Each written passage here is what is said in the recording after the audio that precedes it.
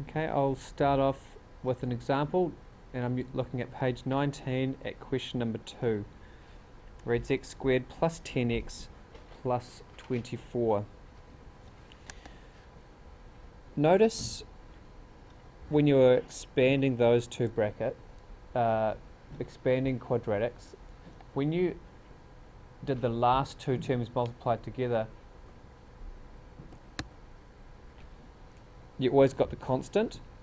So in this one, 5 times 3 gives you the 15. To get the 8x, it came from the outside terms plus the inside terms, and sometimes minus. Okay, so notice 3 times x is 3x and 5 times x is 5x. 3x and 5x give 8x. So what we're looking for, when it says x squared in the beginning, like this, then the first two letters of both brackets are both x. Okay, much the same as this example up here. Okay, they're both x. Now we want to find two numbers that when I multiply them together give the constant, and when I add them together give the number of x's. I'll say that again.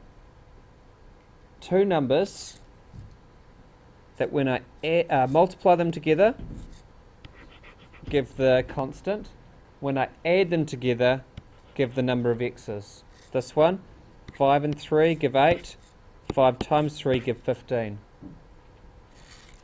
Okay, factors of 24. 6 and 4. What else? 3 and 8. What else?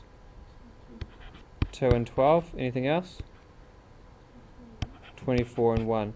Now one of those pairs adds to 10. Which one is it? 6 and 4. Hence 6 and 4 is my answer. Now in this case that's plus 6 plus 4.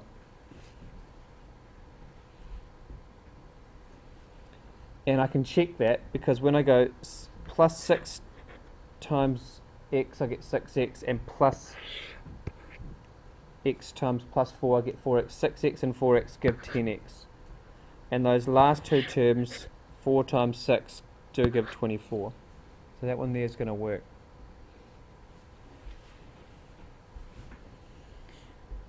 Number 5 in your book looks like this. X squared minus 2x minus 15.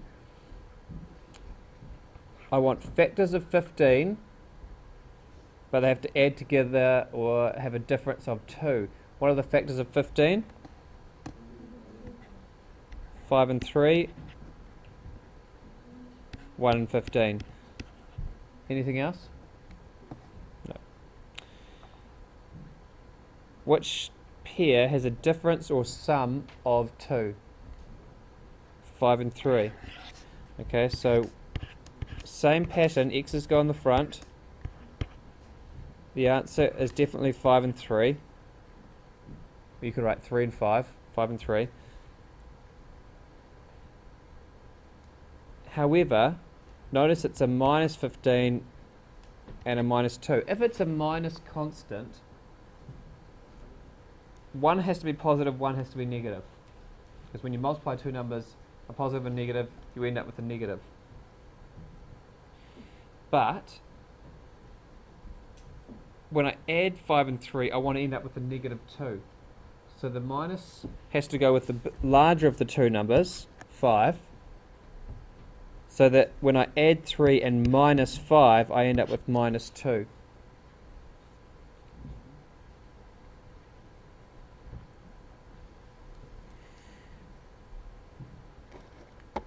Looking at question 7.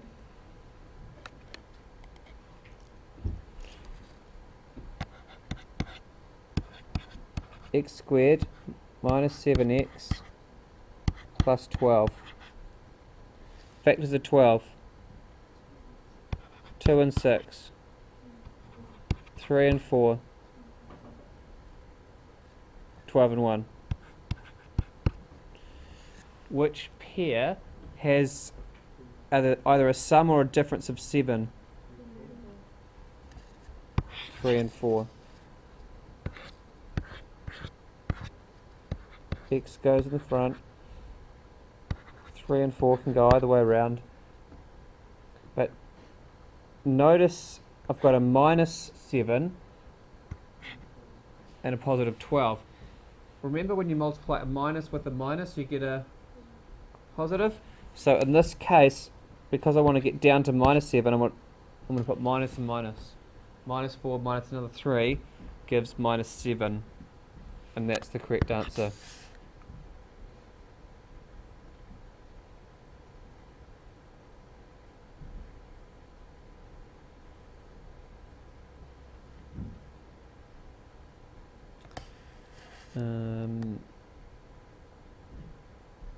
Shall we look at number 10? Number 10 reads x squared minus 8x minus 20. Brackets. X goes in front. Factors of 20. 10 and 2. 5 and 4. 4 and 5. And 1 and 20. Which one has a difference or sum of 8? 10 and 2 this time. So 10 goes here and 2 can go here. Now I want minus 20. So one of them has to be plus, one of them has to be minus. That's the only way I get a negative 20. But I want a negative in front of this x. So the biggest number gets the negative. So I go minus 10 plus 2. If you're not sure, you can check your answer, because you know how to go first, x squared, outside, 2x, inside, 10x, last, hey, I did too fast there, minus 10x,